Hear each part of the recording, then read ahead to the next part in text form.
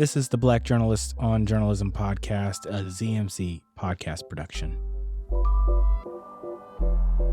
And we are back with a new episode of the Black Journalist on Journalism podcast. Zoe Berry is here, I'm here, and our special guest, Micha Green, is here, the managing editor of the Washington Informer. This is our first episode of the year with a guest, and it just so happens to be our first episode of Black History Month. So we're going to smash it all together with somebody who is running one of the legacy brands in Black newspapers and Black media.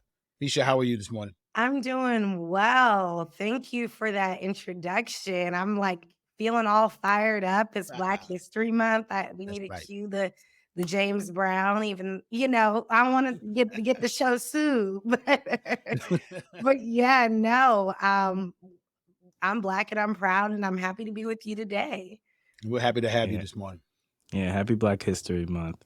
Micha, I'm one of those people who lives here in D.C. I am a reader of The Informer, so I'm super happy to speak with you today and learn a little bit more about The Informer as well as yourself. So that's what I'm excited about.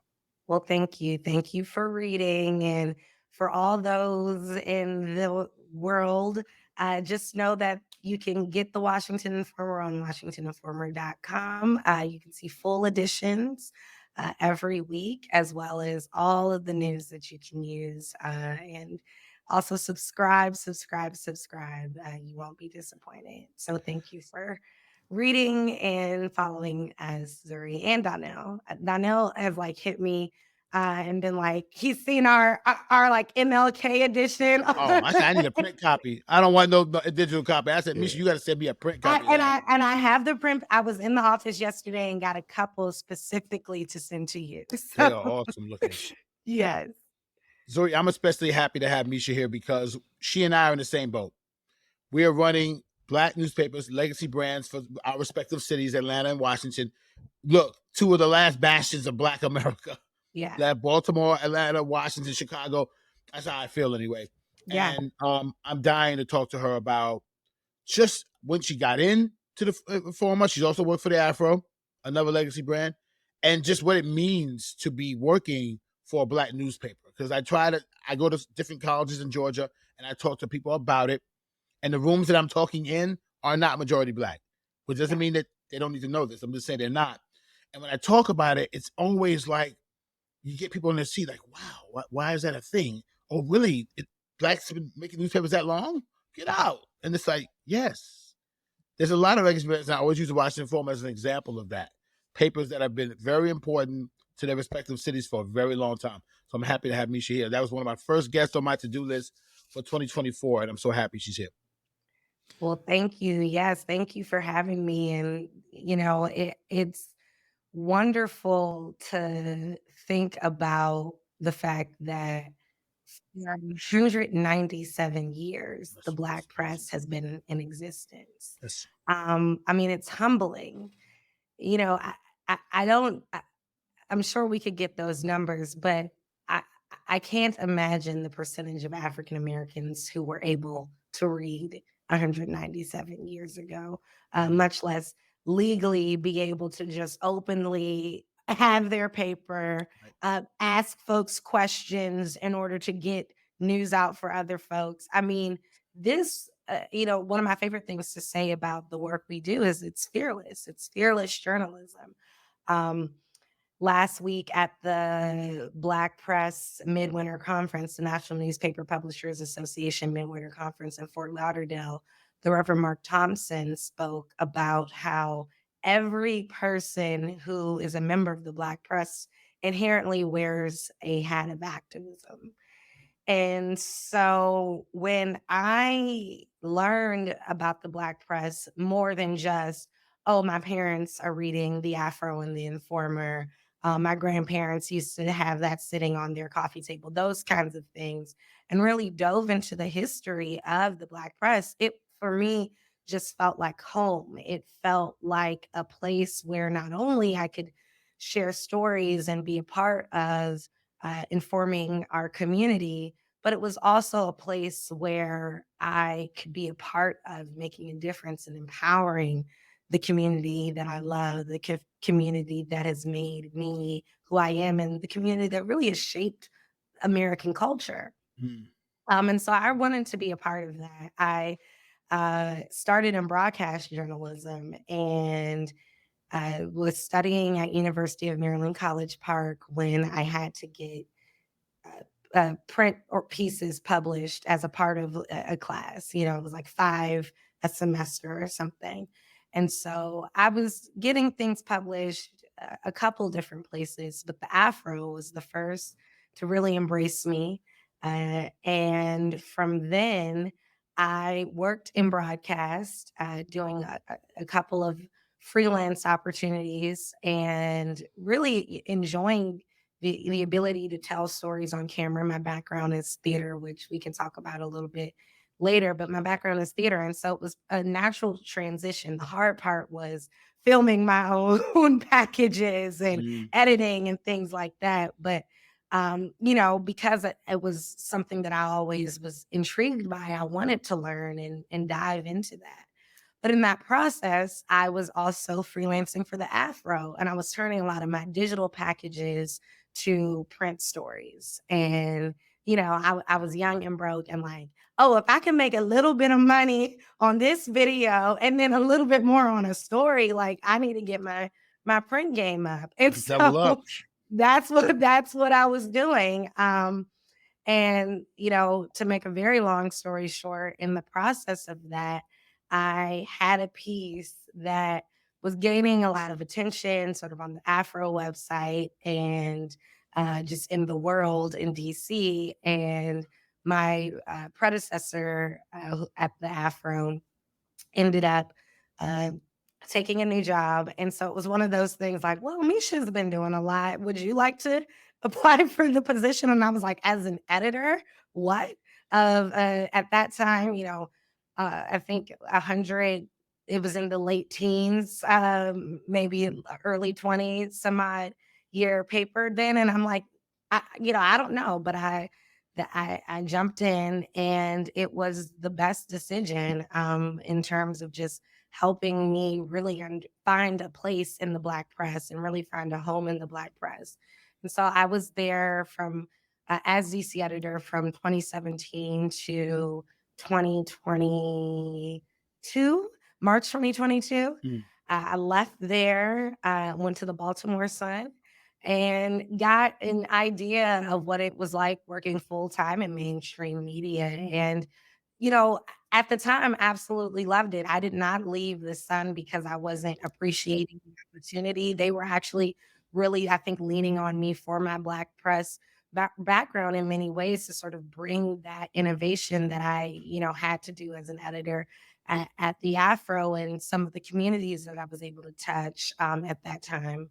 And so it was a great opportunity. I felt like the Sun and the leadership at that time very much so At that time. embraced me, and you know, really gave me a platform to do my thing. I was getting to host events and things like that. So under the regime I was at the Sun for that year, I want to be very clear, because I know nothing that's happening in the world of David Smith and the Sun right now. Hey, That's facts, a big Um, part of not my me. world right now. that was me. That was not me. Yeah. No, that was not me. But I really appreciated it. So, you know, no Sun slander over here from my side. But I got an opportunity to work as managing editor at the Informer. And when I say I have been Informer adjacent pretty much since I worked in the Black press, No, it you just have. it is what it is. When I would be on carpets, first of all, you know, I would say, yeah, I'm Micha Green from the Afro. And they'd be like, oh, we love Denise. And I'm like, wrong paper. You know, at the time, wrong paper. That would be their thing. But I'm like, you know, I always kind of knew Miss Denise, and I saw her in the crowd, but I didn't really know her. And so as I got to know her, opportunities presented themselves. I've known her son, her oldest son, Lafayette, for a long time. And so we would do podcasts together that were sponsored by The Bridge, and then which is the millennial version of the Washington Informer. It's a millennial publication Mhm. in association with the Washington Informer, I should say. And so we were doing that, and we were even hosting podcasts as a part of the National Newspaper Publishers Association. But that was kind of with like I said, informer adjacent. And so when I got this opportunity, for me, it was like, oh, it was only a matter of time until I got to work with this amazing woman who's been my Shiro for a number of years, Denise Rolock Barnes, and this legacy paper in a city that is my home and that I've loved and that I've, had to pull pieces out as a kid and, and talk about this story and what it meant. So it's so full circle. I think at like my 13th, 14th month mark, I'm like a parent with when I can't accept that year, I'm like at 13 and 14 months now with my baby as managing editor. I love the Washington Informer. I love our team. And like I said, I really am happy to be a part of such a wonderful legacy, bold, empowering, informing, educational organization. Yeah. Let me just say, we also love Miss Barnes. She is a force, an absolute force, and a treasure of somebody who champions the Black press. And so I appreciate her. I appreciate her viewpoints. I love, love, love that she shares on one of my favorite platforms as much as she does on LinkedIn. So let me just say that, get that Yeah, out of the way. she is a LinkedIn queen. No, Yes, I love yes. that though. Yes, if you're not following Yes, Denise Barnes on LinkedIn, by all means, check her out. She is She's the doing it right publisher. absolutely. though. Use it like Facebook. I've been telling people all the time. Use LinkedIn like a professional Facebook. She does Yeah, it right. yeah, Yep. she's doing it No, right. she does it right for sure. And she will appreciate that shout out because I call her an honorary millennial. So About right. that certainly is the case. uh, So she will certainly appreciate cool. that.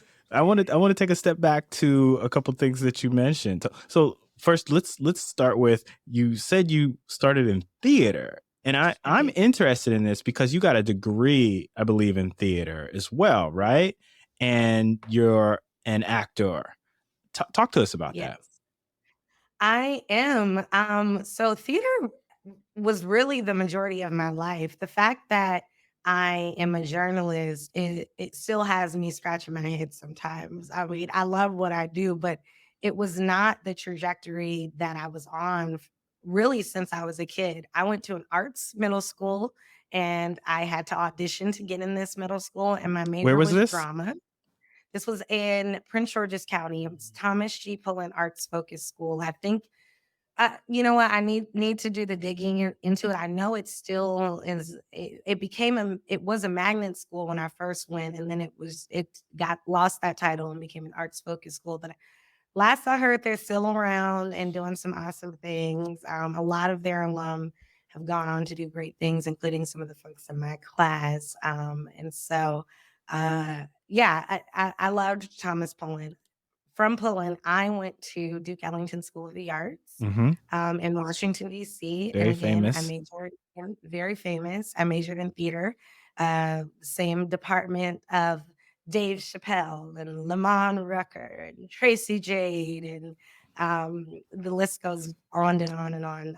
And so for me, that was an honor. My entire time at Ellington, I was inundated in the importance of Black arts and Black artists. I mean, this month is African, a solid, and I should say this year, ASALH, the Association for the Study of African American Life and History, the creators of Black History Month. Their theme this year, 2024, is African Americans and the Arts. Yes. And for me, this is great. Again, make sure you're looking at the Informer coverage because it's my love. And so it's very highly curated this month. But I was thinking as I was working on this, I have been surrounded by people telling me how important Black artists are to American culture so much of my life. And Duke Ellington was really that kind of place. There were, obviously a lot of our alum who would come back and talk about that, but that was just a part of our education. Every single thing, whether we were looking at, ancient Greece to the Black arts movement, there was always a tie of how this is reflected in not only Black arts today, but how Black arts sort of ushered where we are in the arts in general and American culture in general. So I shout out to Duke Ellington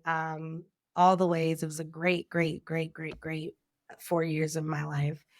And then I went to Fordham University and majored in In the theater. Bronx. Um, well, so I went to the Lincoln Center campus. I Oh, always get because I don't want nobody to like be looking at me and be like, I never really used to see her on Fordham Road. Now I was there, and I always make that clear because that's where the Black people were. yes. That's where all the parties were. You know what I'm saying? Like if I wanted to have a good time, it was the Bronx campus I went to. I took the Ram van because we had a little van that would take us there. And then if not, I would have to take the Of train course. back late at night after, at 4 in the morning because the van was not going. So I have a lot of amazing memories in the Bronx, but I went to the Lincoln Center campus, which is really important because I was a theater Right. major. So to be in, again, surrounded by the arts right next to Lincoln Center was just a great experience. Denzel Washington was a grad. And so while I was of there, now he was in the Bronx, so I don't know how that worked that he was in the theater program as well, but I know he played Othello. I know he was in the program. He reps it, but he was a football player, so, Basketball. he made it was it Basketball. basketball? Mhm. Okay, basketball player. So anyway, Denzel was an athlete. He made it work. I don't know how he got between the Bronx and I Lincoln know. Center the way he did, but he made it work. That said, Denzel, while I was a student there, created an endowed scholarship. And so my professors, while was there, first of all, the Black student got it, who was my best friend, who also went to Duke Ellington with me, my dad, who's an amazing actress and killing it. Her name is Maya Boateng. Look her up. But she got the scholarship that first year. And the professor was Felicia Rashad. Oh, wow. So Yeah. yeah, and then my set, so basically enough said. It was amazing. I remember her coming to our shows and giving us notes and just being like very intentional Mm. about pouring into all of us, but really me feeling that connection. And, for me, it was yes, this is Mrs. Cosby, but this is also a Black woman, or Mrs. Huxtable because she was, but the Cosby Show. This was Mrs. Huxtable, who I've watched my whole life, but it was also this Black woman who was a legendary actress and really arts extraordinaire in her own right and barrier breaking. And so for her to just want to pour into us and to specifically find the Black girls and give us very intentional notes and tell us she's proud of us and tell us so we can work on was just, I mean, it changed my life. And then the following year, Joe Morton, which if anybody does not know Joe Morton, do your research. Of course, he like changed the world with Brother from Another Planet years ago, but he also was an amazing addition to the Scandal cast as Daddy, as Daddy Pope. Most recently, but just an amazing actor, and he was our professor Wow. my senior year, and we had this class called Creating a Character, and he really helped us, form these, which is what he was great at, forming characters, forming these people. But a lot of it again was rooted in his appreciation for Black arts and Black literature. I will never forget. He showed us a monologue he created from the book Invisible Man, and we were just like, "Oh my gosh," and he exposed us to work that was really important. This is not by Black playwrights, but The Exonerated, which is about people who sat on death row, and he was doing a stage reading of that and invited our class to go see that and to really dive into the work he was doing, and took us out afterwards and just talked to each and every one of us, and wanted to know where we were. So theater was my life. It was my life. I ended up getting an agent after college, immediately after college, and I worked as a theater practitioner. It was what I did, and I knew I wanted to do Black arts. I ended up going back and teaching at Duke Ellington, and in that process, I was auditioning regularly, working, fairly regularly, whether it was stage or little film kind of thing or a TV, little tiny TV spot. A lot of things were going digital. So I was like traveling to like shoot for YouTube and things like that. And in the process, I get an audition to read from a teleprompter. And it was about diabetes and tequila. And, Okay. and that it was how the agave in tequila is good for patients with diabetes. And like, and then so of course I go to the audition, I'm reading from the prompter. I guess I kill it. They give me $500 on the spot. And I'm like, "Duh, so wait, is this journalism? Because this isn't acting, because I never get paid this fast in acting." And I didn't have You to never get learn this any paid fast in lines. journalism either. No, exactly. I learned that far too quickly, Yeah. Donnell. I I would have learned told you that that far that too day if you quickly. asked me. I would have been, no, No one take told the me money that and that leave. day. Go. No one told me that that day, but, I ended up loving it, and I was getting opportunities in that vein, so I went and applied for grad school at University of Maryland for broadcast journalism. They gave me a full ride. I am proudly Philip Merrill College of Journalism Merrill made, as they say. And I mean, it kicked my butt. I think that was the first time where I wasn't just automatically good at something. I was good at telling stories. But like I said, having to learn how to film and edit and, all of that was it I was up until 5 a.m., sometimes with a 7 a.m. final the next Wow. moment, I mean, trying to get stuff together. But it humbled me in such a way that really helped me understand what I wanted to do in journalism. And that's why, I generally call myself a storyteller, because I didn't, once I did that, I realized I thought I only wanted to do uh, like Access Hollywood and arts and entertainment journalism, which I'm not sleeping on. Access Hollywood, y'all need a little moment. I will come out there and do and do a little black spot, a black Hollywood spot for y'all. But no, I really, for me, it helped me say, okay, I know I love broadcast. I know I like telling stories through print. What can I do? And so, I talked about my journey into the Afro and all of that, but that's really how it happened with me going through theater first and thinking that I was going to be a millionaire in journalism. Hmm.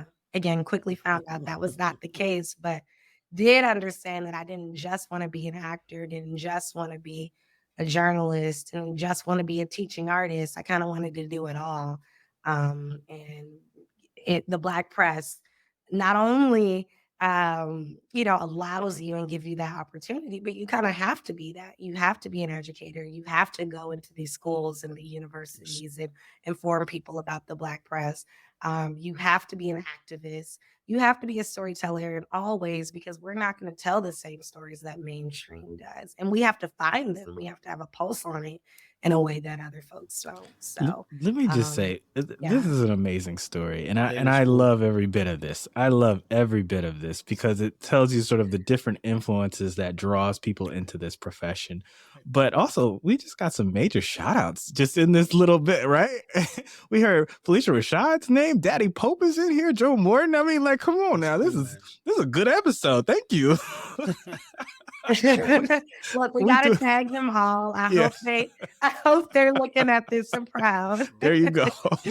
Former student here right Yeah. now. So yeah, I Yes. mean that is amazing. I think your experiences are probably instructive for a lot of former theater kids who are in the industry currently, right? Who see that there's an opportunity here for storytelling in a different way, in a way that's impactful too. So tell us about Yeah. that. That now that you've been elevated into this role as managing editor, and you've obviously had very significant experiences that you've detailed here, both at the Afro, the Sun, and into your college experiences. Talk to us about sort of like getting to this moment and what it means actually to operate in this space, and how yeah, I guess how you view your role, both in the newsroom and in the community. Thank you for that. Yeah, I just again have to say being able to work for the Washington Informer is a dream. Um, working under Denise Rolock Barnes is every day a fun-filled lesson. I don't go to bed without learning something new, but she makes it in a way that's digestible and enjoyable. And so, really watching her and how she operates in the world has been so didactic for me. But it's a lot of work. It's a whole lot of work. I like to say Monday through Wednesday, I don't have a life because we're pouring into getting those stories out from um ensuring that all of our website is up to date, that all of the stories, regularly Monday through Friday, or really Sunday through Monday, Can I I should just say, pause you just real have quick? all. Because I have to say Yeah. this: the Informer is stacked.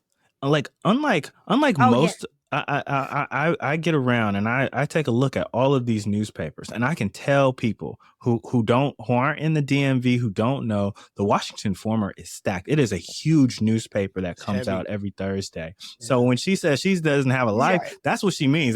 This thing is this is filled. And as somebody who's a reader, I also know that you write a lot of stories too. So it's not it's not just you just editing and you're just, trying to compile and curate. Right. No, no, no, no. No, you're also writing and reporting. So I just had to say Yeah. that because it seemed like you were taking a second to get to it, but I'm gonna just let you know. I know Thank you. it is a huge No. lift every week. It is. It is. I mean, I'm happy to do it, but it is. It's a lot of work. We really take our job seriously of empowering and educating the community, but in order to do that, it is a lot of work.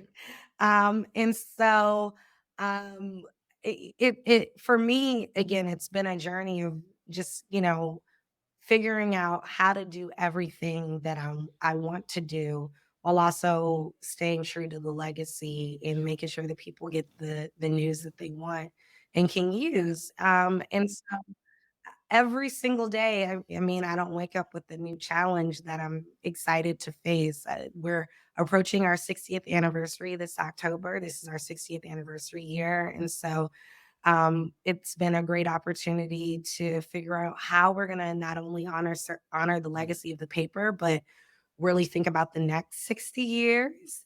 Really think about how we can celebrate what the Informer has done for Washingtonians and really what Washingtonians have done for the Informer for the past 60 years. And so that's a new challenge and that we're undertaking. I'm getting to wear the digital hat a lot more and sort of do a lot more of the broadcast things and produce a little bit. We have an amazing producer, Chevry Lassiter, who produces Win TV. But we're now working on videos and reels and everything to sort of uh, monument to memorialize, I should say, this 60th anniversary and this monumental moment. And so that's been really cool. I mean, for me, a big part of sort of how I approach again storytelling in general is making sure that people feel they give them something to remember every week. And so for me, I look at every week of the Washington Informer as a coffee table edition. And for whatever reason, it for whatever reason, it could be that their aunt was on that edition, but then the whole thing was so incredibly beautiful that it's something to be proud of. And so, this is the first time I've been an editor obviously for I guess 7 years at this point, but this is the first opportunity I've had at the Informer where I'm really getting to curate an entire edition in the way that I am and to collaborate with the production team and with our writers and with advertisers and just kind of with everybody. And so it's like I said, nothing feels feels the same every day, and which is the beautiful thing about news, of course, but just also kind of how maybe I'm still new in the position, but it's also because I think, you know, I don't want it to feel the same every day, and I want it to feel that way for our audience. I hope it does, because it really is important work that we're doing, and so I'm just happy to be a part of this Misha, talk to me project. about that some more, because I'm in that boat where you're trying to get the digital. You want to make sure the website's up to date. You want to make sure the TikTok account is up to date. You want to make sure, but you also don't want to leave out the local stuff. The reason why there was an Atlanta Voice Yeah, or Washington Informer or Baltimore Afro or Amsterdam News in the first place, stories that were not being told locally by the white media, we came in to fill that gap. So tell me how important that is for you to still be in the street at that city council meeting, or not even the neighborhood council meeting, or that daycare's yeah. opening, or that new business is opening on the corner. How is it important to still be doing that stuff, but also staying relevant with big news breaks? I mean, for us, it's key. I think people, we're in the nation's capital. Every major news outlet has a bureau here, has somebody here, but nobody has a pulse on the community. And so often, I think what happens with a lot of, small town, or I mean, big town, or small town audiences that have big Black communities, I should say, is that they'll see the big news and wonder how it's affected them. And then when that trickle down effect comes, or when they really were the beginning of it, that then became this big, powerful legislation, that they really don't understand how those dots connected. Well, that's what we're here to do. We're here to really be in the community and say, this is why this is important, and this is how it's going to go all the way up the ladder, or this is why this big legislation trickles all the way back down to you.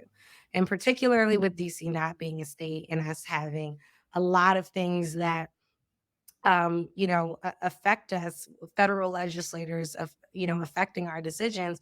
It's so important for us to be at the ANC meeting, at the council meeting, uh, in the committee meeting in the House of Representatives, and asking questions to the president when we get the opportunity. It's that important because it really is that pendulum. We know, I'm preaching to the choir. We know that's how news is in general, but I feel like that is what the Washington Informer does, and that's what the Atlanta Voice does. That's what Amsterdam News and New York Beacon and LA Sentinel. That is why we're still around, because folk, in the Afro, who I have to say, I think is like on My goodness, 132 it's a years lot. this year.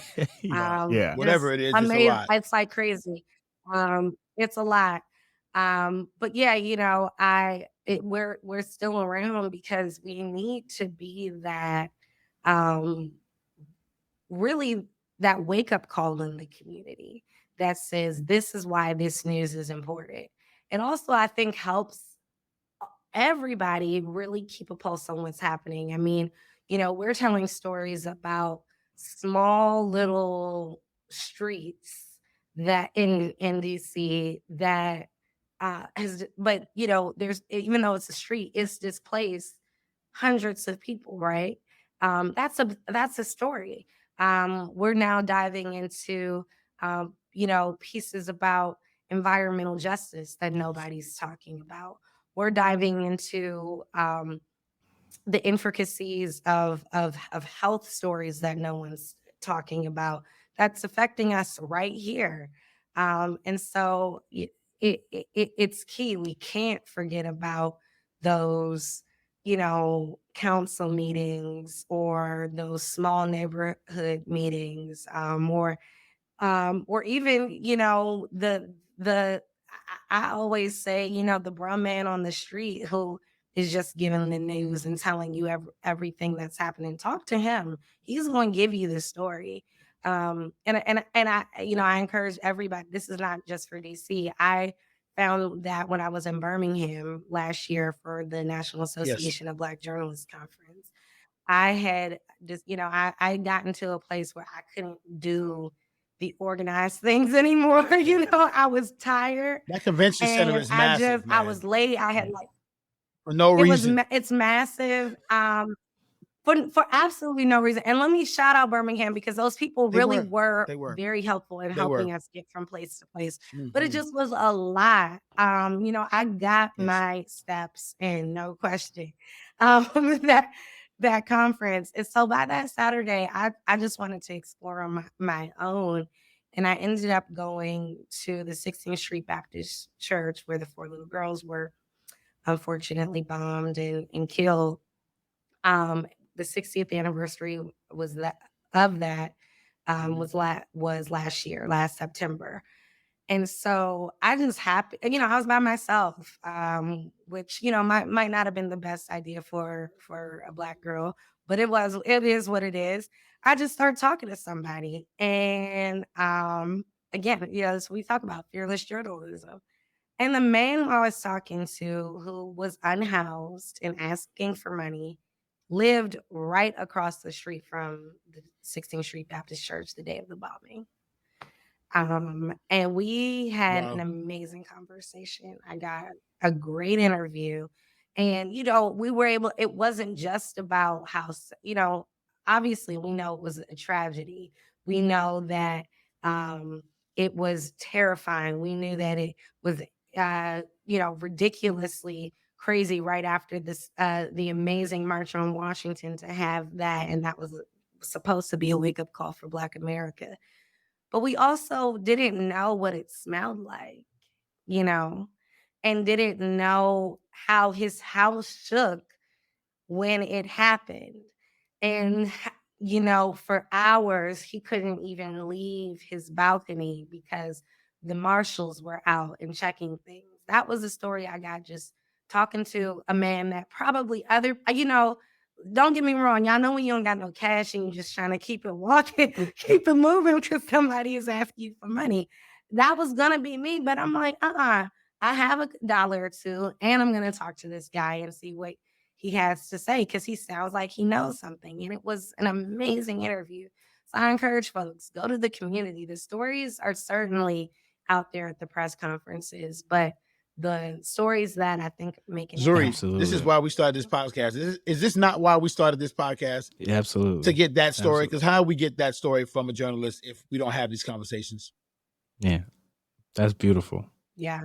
Yeah. What y'all are doing is important, important, Oh, important thank work. you. So thank Let me you. let me ask you because you talked a little bit about this, and I just want to center in on this so we can expand to talk about the industry a little bit. We've been watching across, I guess, mostly mainstream media, just cuts, cuts, cuts as January's gotten underway. Now we're in February, Black History Month, and it feels like it's still coming. How is the Informer doing? I know you're the managing editor, not the publisher, but just give us a sense, if you will, of how you feel like things are going and what your thoughts are on, I guess, the state of the industry, particularly for the Black press. So, I have to say we're really blessed. I'm feeling like this is like, first of all, February is a Oh great yes, time for the Black press because everybody wants to put their it's eggs real Yeah. into though. us. You know what I mean? So, let's start by saying not every time is as cozy as February is. But it's always a journey, no question. We're always working to raise funds. We're always, I did get to I felt like at the Afro, and I still feel like this at the Informer, that I'm very blessed in terms of working for organizations that really have great, strong Black women leaders who know how to make money, who know how to hire folks that also know how to, make money and know how to apply for grants. And so I don't think I have. I also really want to shout out the Reverend Dr. Tony Draper, who is the publisher of the Afro. And so that's, again, I want to say we're blessed, but I did see the grass is greener in certain ways, in terms of funds and money that folks talk about with mainstream media. But um, I don't have the freedom to do the things that I have in the Black press. I can't tell the same kinds of stories and with the same understanding that my audience will have, and things like that. And so, I wouldn't trade it by any means for the world, but I think we all know that. The Black press is in many ways a part of the movement, and the movement is filled with working to make money, always working to ensure that folks recognize you. We're in a major place of like trying to get politicians to understand the importance of spending money with the Black press. Y'all call on us in, September and October when it's a time crunch because November's coming around, but like it needs to start now. And so that's always an uphill battle for the Black press. Don't get me wrong. But I will say that, we're feeling very blessed at the Informer right now that, folks are understanding our vision or understanding why Black press is so incredibly necessary. And so we're always looking for more sponsors and more opportunities, particularly as we're going into our 60th anniversary. But I luckily do not have the responsibility of signing anybody's Yeah. checks. I Yeah. love that is given to our fearless publisher, but as far as I Hmm. know, we're doing well. We're able to pay our staff. We're constantly looking How to big is the staff grow. there now?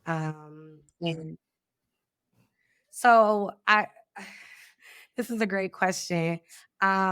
We have, If you added full time I and would say on contributors and our all of that. call, okay, so I'd say I send out an email to about 30 people to join our editorial calls. And not everybody joins them all, but all 30 of those people have contributed in my time. And some of those folks are full time. And I don't want to give an exact number because I know I'm going to forget somebody. And I love everybody. So I don't want to do that. But I'd say a little over 30 folks in general I'm working with regularly. And then that does not include, and these are people who are still very huge, probably the most important in many ways to our staff, are delivery drivers. That doesn't include that doesn't include the folks who are doing the printing of our publications. So I get to see everybody at our holiday Yeah. parties and things like that, and I'm like, oh my gosh, this is I always call us a small but No, mighty team. We I'm really gonna are. have I to mean, disagree you with you. guys That's a read the pretty good paper, operation right there. Yes. but but that's Yeah. no, I was gonna say, but in terms of all of that, it really is a good operation. I mean, I'd say on our weekly, everyday, I get a contribution from Yeah. somebody. It's about 10 folks, and that includes photographers, that includes writers, um, that includes people doing. We have folks working on our newsletters and turning our pieces and Absolutely. getting the I'm over here newsletter out. getting Nice. super That's about jealous. 10 people. Yeah. 10 people Yeah.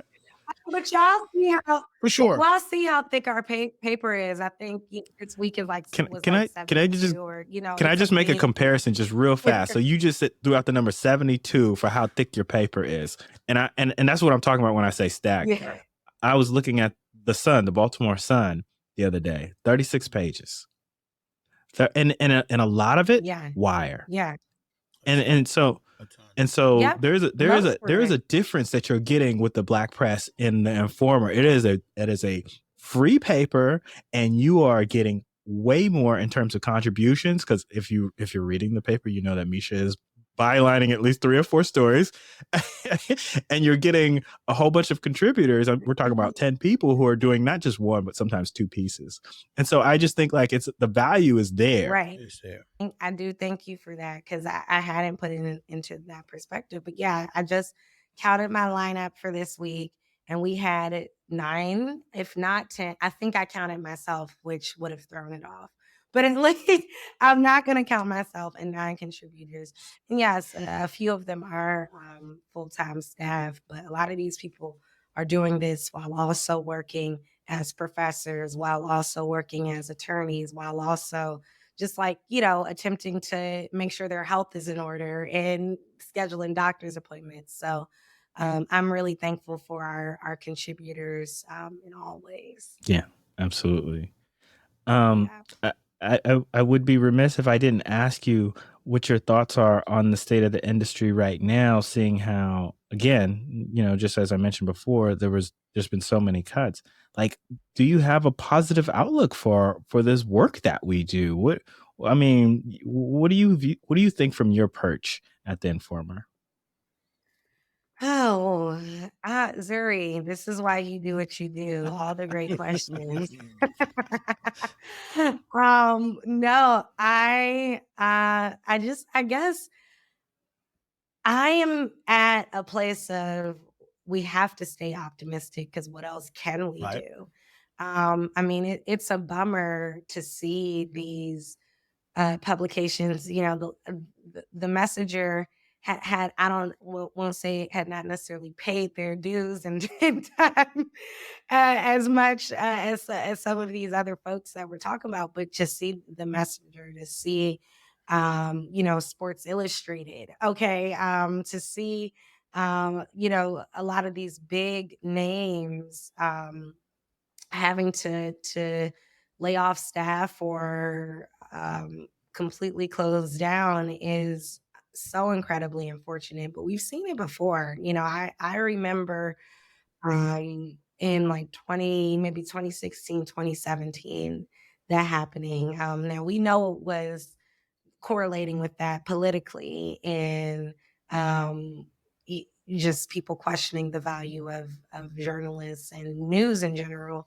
at that time. But then there was such an incredible shift because news was so important that newsrooms, though, we were seeing folks asking for support your local journalists and blah, blah, blah. Newsrooms were getting a boom. You were seeing new positions being hired.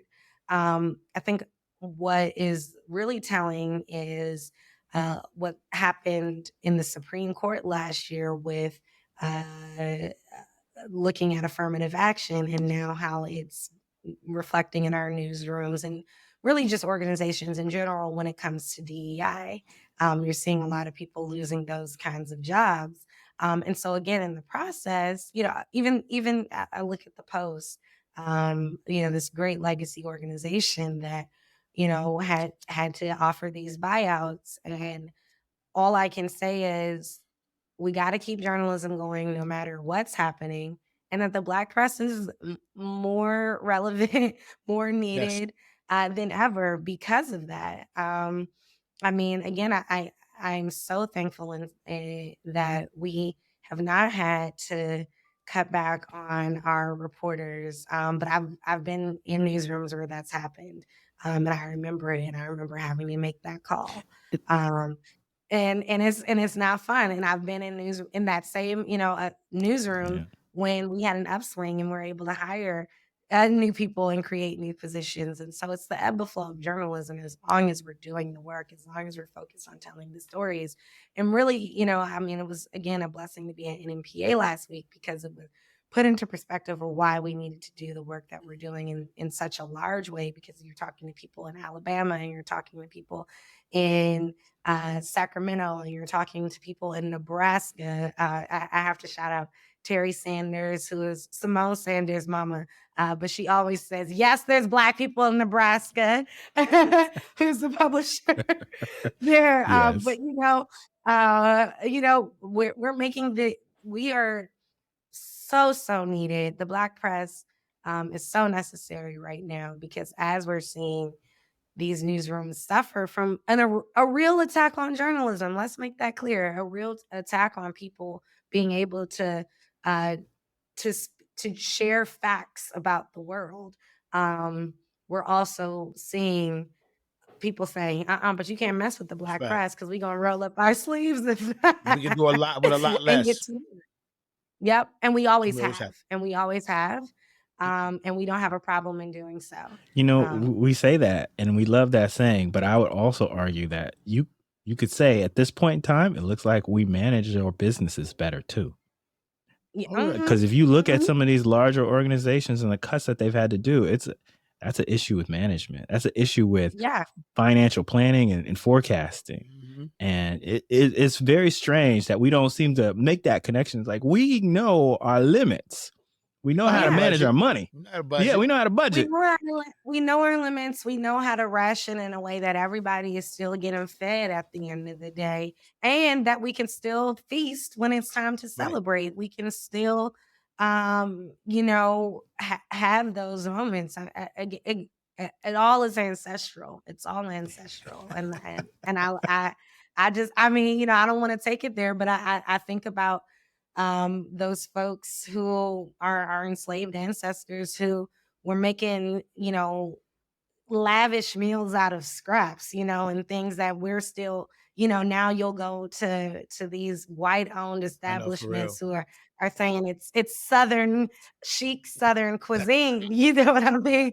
And this is stuff that fed, you know, families for days and sometimes months on end in order to make sure that we folks were fed and able to work and able to do you know, unjustly at that time, certainly, but it really is in our DNA. We make things work. We make Yeah, things I work. saw a po' boy for $20, and I was like, "This is Gee. outrageous." It's outrageous. It is outrageous. Zuri, I might have seen the same one and still bought it because It's I gonna love say, po' oh boys. man, let me get two. I need one. Yeah, I need one for exactly. tonight. Let me just go ahead. Yeah. I know what That's you mean. ridiculous. I know. And let me take one for the road. Right. Yeah. Can't stand your prices. Let me get two. There was a lot of shrimp in that. Right. It better be. Yeah, exactly. It better be. Exactly. Yeah. You're like, is the lettuce on this For real. fresh? This better be Exactly. the I hear freshest that lettuce. crunch for that kind of money. Jeez, you could bite me back for $20. Oh man. Yeah. Misha, it's been so So much wonderful chatting with you and learning about you and your story. And who doesn't know a theater kid that has ended up in this industry? so, Exactly. so very cool. And of course, a lot of love for The Informer and what you guys do. Again, near and dear to me because I'm here and I pick it up and I read it. So I appreciate you, but obviously we appreciate the mission of The Informer as well and the Black press. So thank you. Thank you. Thanks for having me. I want to come back. So, For you sure. know, I guess it can't be the same segment, but I had a great time with y'all. So just let me know when you need me. Absolutely. Appreciate it. Thank you. Yeah. And you have to come on the Informer platform. You know, we Ooh. have Win TV. So come and show Hey. us love on Win TV. Yeah. I'll show up to the Yeah. studio for that. For real, live. Oh, What you don't know is he'll be I live. love it. I love it. No, we can make that happen. No Yeah. question. Let's do that. No problem. Cool.